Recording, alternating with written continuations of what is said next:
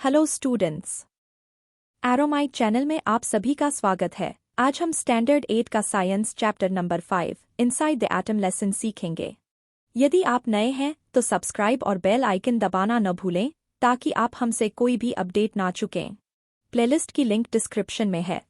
So let's start.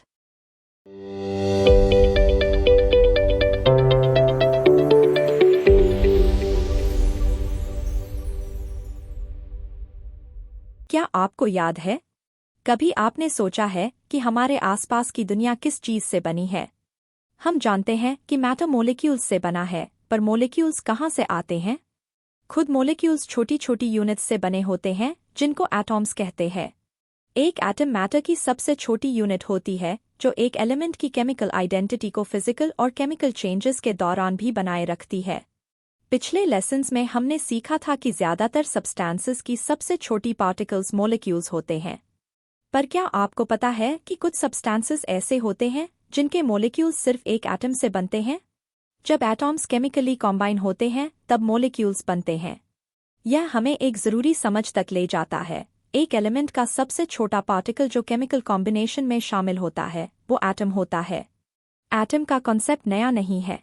असल में यह आइडिया 2500 साल पहले का है, लेकिन कई समय तक यह आइडिया भूल दिया गया जब तक साइंटिस्ट्स ने एक्सपेरिमेंट्स करना शुरू नहीं किया।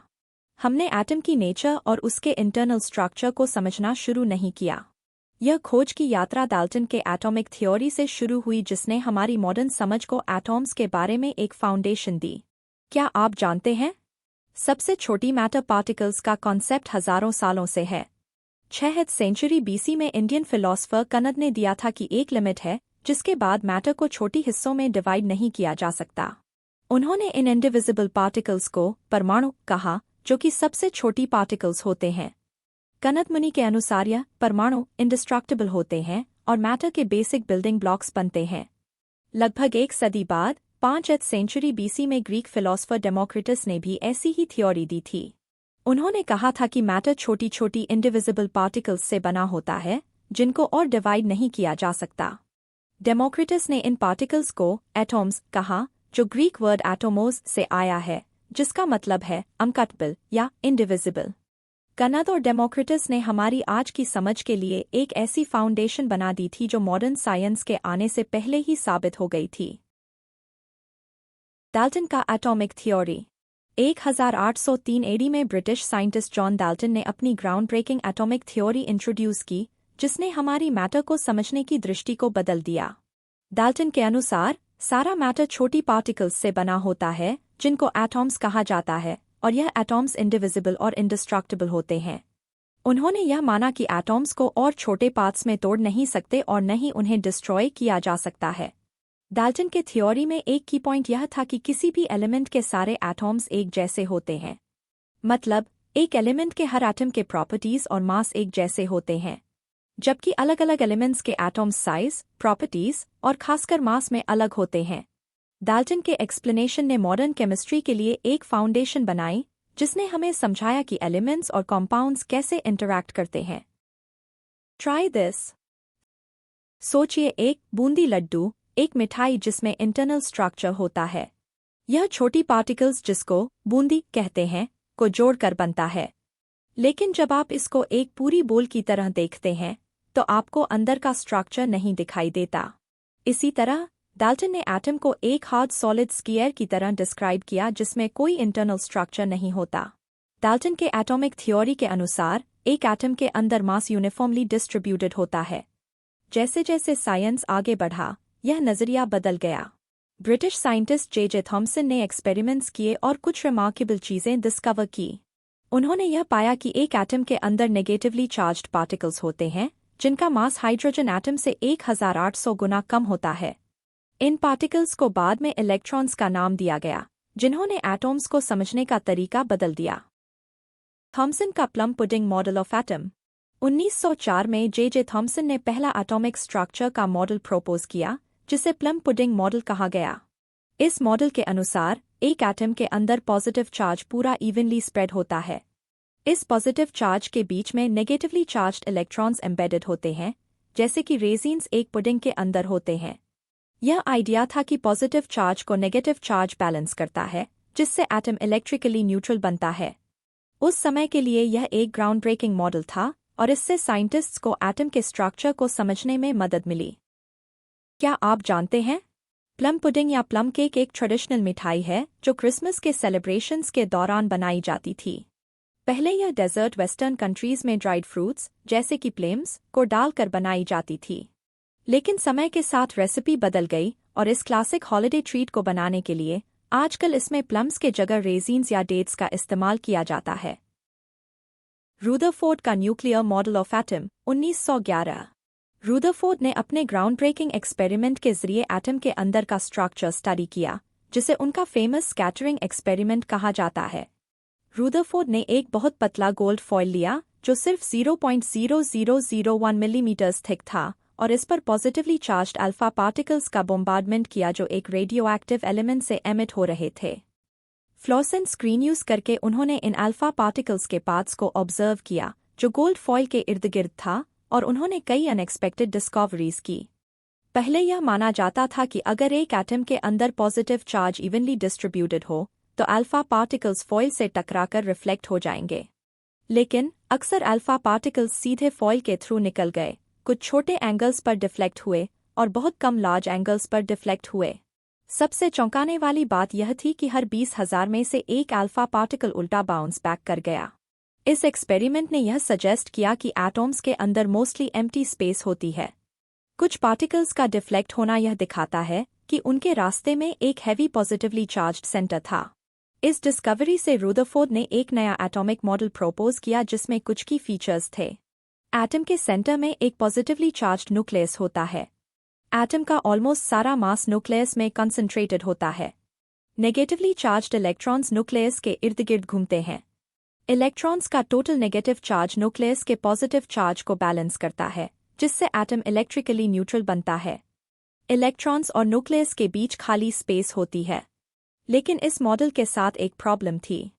फिजिक्स के एस्टैब्लिश्ड लॉज के अनुसार एक चार्ज्ड बॉडी जब सर्कुलर ऑर्बिट में मूव करती है तो उसे एनर्जी लूज करनी चाहिए और धीरे धीरे वो न्यूक्लियस में गिर जानी चाहिए, जो एटम को अनस्टेबल बना देता। लेकिन असल में रेडियोएक्टिव एटॉम्स को छोड़कर एटॉम्स स्टेबल होते हैं। यह प्रॉब्लम बाद में नियल्स बोर के एटॉमिक मॉडल 1913 ने सॉल्व किया। बोर का स्टेबल ऑर्बिट एटॉमिक मॉडल 1913 में डेनिश साइंटिस्ट नियल्स बोर ने एक नया एटॉमिक मॉडल इंट्रोड्यूस किया जो एटॉम्स की स्टेबिलिटी को एक्सप्लेन करता है। इस मॉडल ने यह समझाया कि इलेक्ट्रॉन्स एटम के न्यूक्लियस के इर्द-गिर्द कैसे बिहेव करते हैं। बोर का एटॉमिक मॉडल कुछ इंपॉर्टेंट पोस्टुलेट्स पर बेस्ड है। इलेक्ट्रॉन्स न्यूक्लियस के इर्द-गिर्द स्पेसिफिक कंसेंट्रिक सर्कुलर ऑर्बिट्स में घूमते हैं और हर ऑर्बिट न्यूक्लियस से एक सर्टेन डिस्टेंस पर होती है। जब तक इलेक्ट्रॉन एक पर्टिकुलर ऑर्बिट में रहता है, उसकी एनर्जी कांस्टेंट रहती है। जब एक इलेक्ट्रॉन एक इनर ऑर्बिट से आउटर ऑर्बिट में जंप करता है तो वह एनर्जी एब्जॉर्ब करता है जो दो एनर्जी लेवल्स के बीच के डिफरेंस के बराबर होती है। इसी तरह जब एक इलेक्ट्रॉन आउटर ऑर्बिट से इनर ऑर्बिट में आता है तो वह एनर्जी एमिट करता है जो एनर्जी लेवल्स के डिफरेंस के इक्वल होती है। यह पोस्टुलेट्स समझाते हैं कि एटॉम्स स्टेबल कैसे होते हैं और वह एनर्जी के साथ कैसे इंटरैक्ट करते हैं।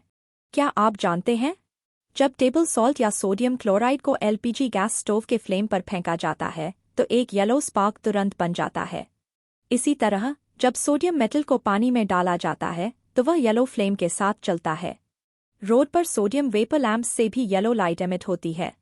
इन सब सिचुएशंस में सोडियम के इलेक्ट्रॉन एनर्जी एब्जॉर्ब करता है, आउटरमोस्ट शेल में जंप करता है और फिर वापस इनर शेल में आता है, जिससे एनर्जी एमिट होती है। सोडियम के दो शेल्स के बीच का एनर्जी डिफरेंस फिक्स्ड होता है जो येलो लाइट की एनर्जी के इक्वल होता है। इसलिए हमें हर सिचुएशन में वही येलो लाइट दिखती है। बोर के एटॉमिक मॉडल के बाद और भी एटॉमिक मॉडल्स इंट्रोड्यूस किए गए। क्वांटम मैकेनिक्स नाम के एक नए साइंस ब्रांच के डेवलपमेंट के साथ साइंटिस्ट्स ने एटॉमिक स्ट्रक्चर को और गहराई से स्टडी किया। इस स्टडी के बेसिस पर कुछ fundamental principles of atomic structure emerge हुए।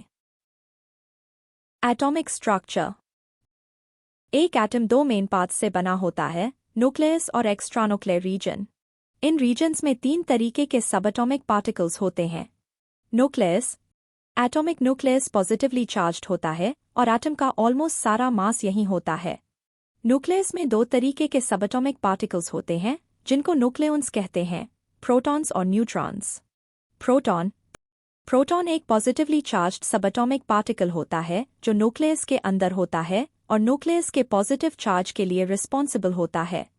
प्रोटॉन का सिंबल P होता है और हर प्रोटॉन प्लस एक ई का पॉजिटिव चार्ज कैरी करता है, जिसमें एक ई 1.6 × 10⁻⁻19 कॉलम्स के इक्वल होता है। न्यूक्लियस का टोटल पॉजिटिव चार्ज उसमें मौजूद प्रोटॉन्स की संख्या से रिप्रेजेंट होता है। ये संख्या एलिमेंट का एटॉमिक नंबर होती है जो सिंबल Z से डिनोट की जाती है। एक प्रोटॉन का मास लगभग 1 डाल्टन होता है, जो 1.66 × 10⁻⁻27 किलोग्राम के बराबर होता है। Neutrons electrically neutral subatomic particles होते हैं और उनका सिंबल N होता है। न्यूट्रॉन के मास काफी हद तक प्रोटॉन के बराबर होता है, लगभग 1 इलेक्ट्रॉन। एटम का एक्स्ट्रान्यूक्लियर रीजन इलेक्ट्रॉन्स से बना होता है जो न्यूक्लियस के इर्द गिर्द रिवॉल्व करते हैं और न्यूक्लियस और इलेक्ट्रॉन्स के बीच खाली स्पेस होती है। एक इलेक्ट्रॉन एक नेगेटिवली चार्ज्ड सबएटॉमिक पार्टिकल होता है जिसे E के सिंबल से डिनोट किया जाता है। हर इलेक्ट्रॉन एक single unit of negative charge carry करता है, यानी 1 E। इलेक्ट्रॉन का मास हाइड्रोजन एटम के मास का 1800 टाइम्स कम होता है, इसलिए इसका मास नेग्लिजिबल माना जाता है। इलेक्ट्रॉन्स न्यूक्लियस के इर्द गिर्द स्पेसिफिक ऑर्बिट्स में घूमते हैं, पर क्योंकि ये ऑर्बिट्स 3D होते हैं, इन्हें शेल्स कहा जाता है। इलेक्ट्रॉन की एनर्जी उस शेल पर डिपेंड करती है जिसमें वो मौजूद होता है। एक्स्ट्रान्यूक्लियर पार्ट में इलेक्ट्रॉन्स की संख्या न्यूक्लियस में मौजूद प्रोटॉन्स की संख्या के बराबर होती है, जो एटॉमिक नंबर Z से डिनोट की जाती है। ये इलेक्ट्रॉन्स और प्रोटॉन्स का बैलेंस एटम को इलेक्ट्रिकली न्यूट्रल बनाता है। इलेक्ट्रॉन का मास नेग्लिजिबल होता है, इसलिए एटम का टोटल मास प्रोटॉन्स और न्यूट्रॉन्स से आता है जो न्यूक्लियस में होते हैं। एटम में टोटल प्रोटॉन्स और न्यूट्रॉन्स की संख्या को एटॉमिक मास नंबर कहा जाता है, जिसे सिंबल से डिनोट किया जाता है। एटॉमिक सिंबल्स, एटॉमिक नंबर्स और मास नंबर्स को एक साथ रिप्रेजेंट करने का तरीका ऐसा होता है। 12C6 का मतलब है कार्बन का एटॉमिक नंबर 6 है, मतलब 6 प्रोटॉन्स हैं, और मास नंबर 12 है, जो दिखाता है कि कार्बन के न्यूक्लियस में 6 न्यूट्रॉन्स हैं। बोर के एटॉमिक मॉडल के अनुसार इलेक्ट्रॉन डिस्ट्रीब्यूशन।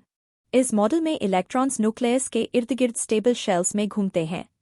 हर शेल का एक स्पेसिफिक एनर्जी लेवल होता है। न्यूक्लियस के सबसे करीब वाला शेल फर्स्ट शेल कहलाता है, जबकि उसके आगे वाला सेकंड शेल होता है। शेल्स को ऑर्डिनल नंबर n से रिप्रेजेंट किया जाता है और इन्हें K, L, M, N letters से भी रेफर किया जाता है, जो N1, 2, 3, 4 के लिए होते हैं। एक शेल में मैक्सिमम कितने इलेक्ट्रॉन्स हो सकते हैं, यह फॉर्मूला 2n² से कैलकुलेट किया जाता है। जैसे जैसे n का वैल्यू बढ़ता है, इलेक्ट्रॉन्स की एनर्जी भी बढ़ती है। एलिमेंट्स की इलेक्ट्रॉनिक कॉन्फ़िगरेशन। हम जानते हैं कि K, L, M, N shells में मैक्सिमम 2, 8, 18, 32 इलेक्ट्रॉन्स होल्ड करने की कैपेसिटी होती है। ये नंबर्स हर शेल की मैक्सिमम कैपेसिटी को दिखाते हैं। एटम में इलेक्ट्रॉन्स इन शेल्स में उनकी मैक्सिमम कैपेसिटी के अनुसार डिस्ट्रीब्यूट होते हैं। इस इलेक्ट्रॉन्स की अरेंजमेंट को एलिमेंट की इलेक्ट्रॉनिक कॉन्फ़िगरेशन कहते हैं। हर इलेक्ट्रॉन का एक स्पेसिफिक एनर्जी लेवल होता है जो उस शेल पर डिपेंड करता है जिसमें वो होता है। के शेल के इलेक्ट्रॉन्स की एनर्जी सबसे कम होती है, जबकि बाकी के शेल्स के इलेक्ट्रॉन्स की एनर्जी उनके शेल नंबर के हिसाब से बढ़ती है। एक एलिमेंट की इलेक्ट्रॉनिक कॉन्फ़िगरेशन ऐसे होती है कि सभी इलेक्ट्रॉन्स की total energy maximum possible value पर होती है। इलेक्ट्रॉन्स इंक्रीजिंग एनर्जी के ऑर्डर में शेल्स को फिल करते हैं। हर शेल को उसकी मैक्सिमम कैपेसिटी तक भरने के बाद ही नेक्स्ट शेल फिल होता है। एग्जाम्पल के लिए, सोडियम के पास 11 इलेक्ट्रॉन्स हैं। उसकी इलेक्ट्रॉनिक कॉन्फ़िगरेशन लिखी जाती है 2, 8, 1, मतलब 2 इलेक्ट्रॉन्स के शेल में हैं, 8 एल शेल में और 1 एम शेल में। इलेक्ट्रॉनिक कॉन्फ़िगरेशन को विजुअली शेल डायग्राम के थ्रू रिप्रेजेंट किया जा सकता है, जो न्यूक्लियस के आसपास इलेक्ट्रॉन्स की डिस्ट्रीब्यूशन को दिखाता है। आइए इस एटम के डिस्ट्रीब्यूशन ऑफ इलेक्ट्रॉन्स और इलेक्ट्रॉनिक कॉन्फ़िगरेशन न्यूमेरिकल फॉर्म में समझते हैं। यहाँ पर एटम, उनके सिंबल और इलेक्ट्रॉन नंबर दिए हैं। हाइड्रोजन का इलेक्ट्रॉन नंबर 1 है। के शेल में 1 इलेक्ट्रॉन आएगा। हीलियम का इलेक्ट्रॉन नंबर 2 है। के शेल में 2 इलेक्ट्रॉन आएंगे। क्योंकि आउटर शेल के की मैक्सिमम कैपेसिटी 2 इलेक्ट्रॉन की है। लिथियम का इलेक्ट्रॉन नंबर 3 है। के शेल में 2 और एल शेल में 1 इलेक्ट्रॉन आएंगे। क्योंकि आउटर शेल के की मैक्सिमम कैपेसिटी 2 इलेक्ट्रॉन की है, तो बचा हुआ 1 इलेक्ट्रॉन उसके अगले आउटर शेल एल में लिखेंगे।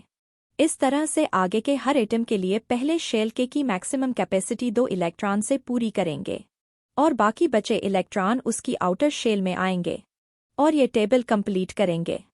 सोडियम का इलेक्ट्रॉन नंबर 11 है। के शेल में 2, एल शेल में 8 इलेक्ट्रॉन आएंगे। एल शेल की मैक्सिमम कैपेसिटी 8 शेल की है, इसलिए बचा हुआ 1 इलेक्ट्रॉन एम शेल में लिखेंगे और ये टेबल कंप्लीट करेंगे। ब्रोमीन का इलेक्ट्रॉन नंबर 35 है। के शेल में 2, एल शेल में 8, एम शेल में 18 इलेक्ट्रॉन आने के बाद एम शेल की मैक्सिमम कैपेसिटी फुल हो जाने से बचे हुए 7 इलेक्ट्रॉन एन शेल में लिखेंगे। इलेक्ट्रॉनिक कॉन्फ़िगरेशन न्यूमेरिकल फॉर्म में लिखने के लिए के, एल, एम और एन की वैल्यूज कॉमा से सेपरेट करके लिखते हैं। आइए इसे डायग्राम से समझते हैं। Hydrogen 1, helium 2, lithium 2, 1, carbon 2, 4, nitrogen 2, 5, oxygen 2, 6, fluorine 2, 7, निन 2, 8, sodium 2, 8, 1, chlorine 2, 8, 7, argon 2, 8, 8, bromine 2, 8, 18, 7। Valency और इलेक्ट्रॉनिक कॉन्फ़िगरेशन। जैसे हमने पिछले चैप्टर में देखा, वैलेंसी एक एटम की केमिकल बॉन्ड्स बनाने की एबिलिटी को रिप्रेजेंट करती है। जनरल तौर पर एक एलिमेंट की वैलेंसी उसके कंपाउंड्स में कांस्टेंट रहती है। ये कंसेप्ट तब क्लियर होता है जब हम एक एटम की इलेक्ट्रॉनिक कॉन्फ़िगरेशन को देखते हैं। एटम्स अपने आउटरमोस्ट शेल के इलेक्ट्रॉन्स को यूज करके केमिकल बॉन्ड्स बनाते हैं, जिसे वैलेंस शेल कहते हैं। एक एटम की वैलेंसी उसके वैलेंस शेल में प्रेजेंट इलेक्ट्रॉन्स के नंबर से डिटरमाइन होती है, जिन्हें वैलेंस इलेक्ट्रॉन्स कहते हैं। सबसे पहले हम हीलियम और नियॉन एलिमेंट्स को कंसिडर करते हैं। इन गैसेस के एटॉम्स दूसरे एटॉम्स के साथ कंबाइन नहीं होते, इसका मतलब उनकी वैलेंसी 0 होती है। हीलियम के पास अपने फर्स्ट और ओनली शेल में 2 इलेक्ट्रॉन्स हैं, जो कि शेल होता है। ये शेल की इलेक्ट्रॉन कैपेसिटी 2 होती है, जिसका मतलब हीलियम का आउटरमोस्ट शेल कंप्लीटली फिल्ड होता है। इस कॉन्फ़िगरेशन को इलेक्ट्रॉन ड्यूप्लेट कहते हैं। नियॉन के पास 2 शेल्स होते हैं, के और एल। एल शेल इसका वैलेंस शेल होता है और ये 8 इलेक्ट्रॉन्स को होल्ड कर सकता है। जब इसका वैलेंस शेल फुली फिल्ड होता है, तो हम कहते हैं कि नियॉन का इलेक्ट्रॉन ऑक्टेट कंप्लीट है। आर्गॉन भी एक इनर्ट गैस है जिसके पास के, एल और एम शेल्स होते हैं। भले ही एम शेल 18 इलेक्ट्रॉन्स होल्ड कर सकता है, आर्गॉन के वैलेंस शेल में सिर्फ 8 इलेक्ट्रॉन्स होते हैं, जिससे इसका इलेक्ट्रॉन ऑक्टेट कंप्लीट होता है। जब किसी एटम का इलेक्ट्रॉन ऑक्टेट या ड्यूप्लेट कंप्लीट होता है, तो उसकी वैलेंसी 0 होती है, क्योंकि उसे और बॉन्ड्स बनाने की जरूरत नहीं होती। आइए इसे डायग्राम से समझते हैं। बॉन्ड फॉर्मेशन क्यों होते हैं? क्योंकि एटम हमेशा स्टेबल स्टेट, स्थिर रहने की कोशिश करते हैं। और स्टेबल स्टेट क्या होता है?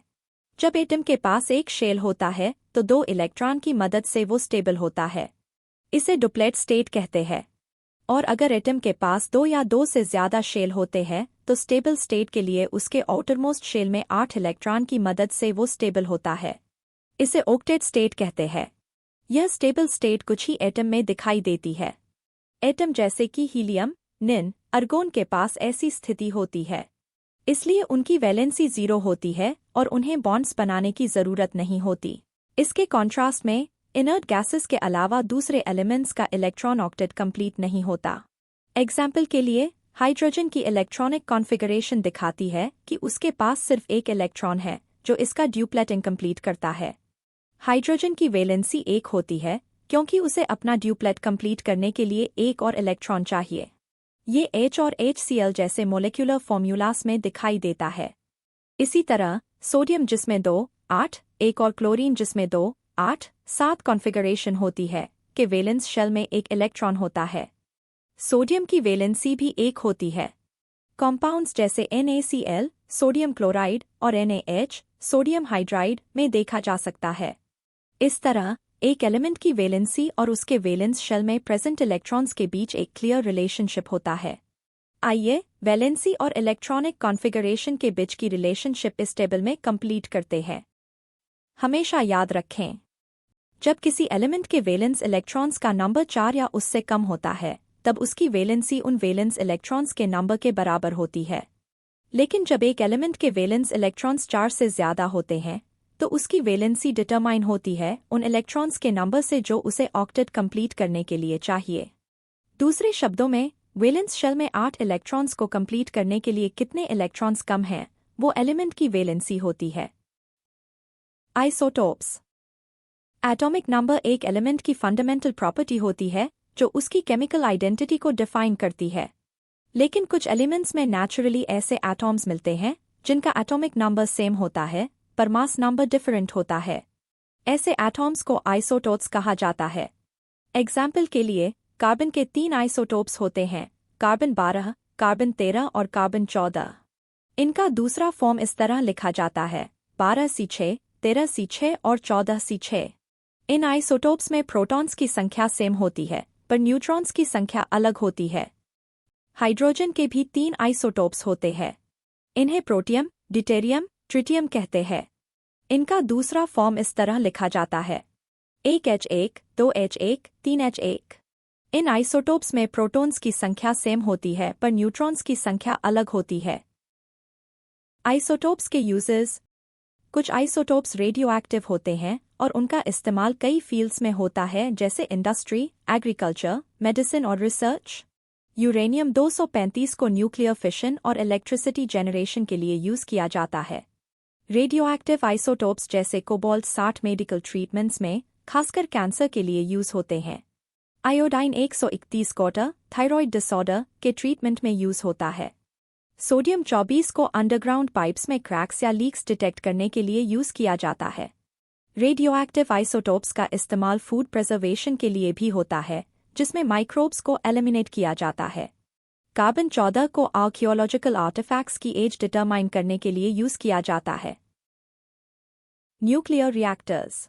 एक न्यूक्लियर रिएक्टर एक मशीन होता है जो लार्ज स्केल पर एटॉमिक एनर्जी का यूज करके इलेक्ट्रिसिटी जनरेट करता है। एक न्यूक्लियर रिएक्टर में एनर्जी एटम से न्यूक्लियर रिएक्शंस के जरिए रिलीज होती है जो न्यूक्लियर फ्यूल का इस्तेमाल करती हैं। फॉर एग्जाम्पल, यूरेनियम 235 जो कॉमनली यूज्ड न्यूक्लियर फ्यूल है। जब यूरेनियम 235 को स्लो मूविंग न्यूट्रॉन्स से बम्बार्ड किया जाता है, उसका न्यूक्लियस न्यूक्लियर फिशन अंडरगो करता है। इस प्रोसेस में यूरेनियम न्यूक्लियस 2 अलग एलिमेंट्स क्रिप्टोन 92 और बेरियम 141 में स्प्लिट होता है और 2 से 3 न्यूट्रॉन्स रिलीज करता है। ये नए न्यूट्रॉन्स जब स्लो डाउन होते हैं तो वो और यूरेनियम 235 न्यूक्लियाई के साथ फिशन रिएक्शंस कॉज करते हैं जो एक चेन रिएक्शन बनाता है। इस फिशन चेन रिएक्शन के दौरान बहुत ज़्यादा न्यूक्लियर एनर्जी रिलीज होती है। इस चेन रिएक्शन को कंट्रोल करना ज़रूरी होता है ताकि एक्सप्लोजन न हो। एक न्यूक्लियर रिएक्टर में न्यूट्रॉन्स की स्पीड को स्लो डाउन करना और उनकी संख्या को कंट्रोल करना एसेंशियल होता है। ये कैसे किया जाता है? मॉडरेटर, ग्राफाइट या हेवी वाटर जैसे मटेरियल्स न्यूट्रॉन्स की स्पीड को रिड्यूस करने के लिए यूज होते हैं। कंट्रोलर, बोरोन, कैडमियम या बेरिलियम के रॉड्स एक्सेस न्यूट्रॉन्स को एब्जॉर्ब करके उनकी संख्या को कंट्रोल करते हैं। फिशन प्रोसेस के दौरान जो हीट प्रोड्यूस होती है उसे वाटर एब्जॉर्ब करता है जो कूलेंट की तरह काम करता है। ये वाटर स्टीम में कन्वर्ट होता है जो टर्बाइन्स को ड्राइव करके इलेक्ट्रिसिटी जनरेट करता है। इंडिया में इस वक्त 22 न्यूक्लियर रिएक्टर्स 8 लोकेशंस पर काम कर रहे हैं।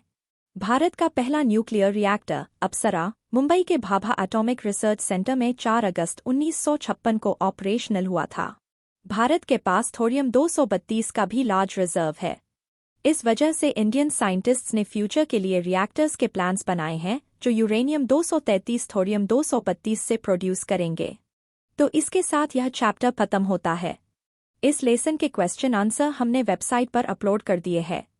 इसके आगे के लेसन देखने के लिए एरोमाइट चैनल को सब्सक्राइब करें और पास वाली बेल आइकन दबाइए।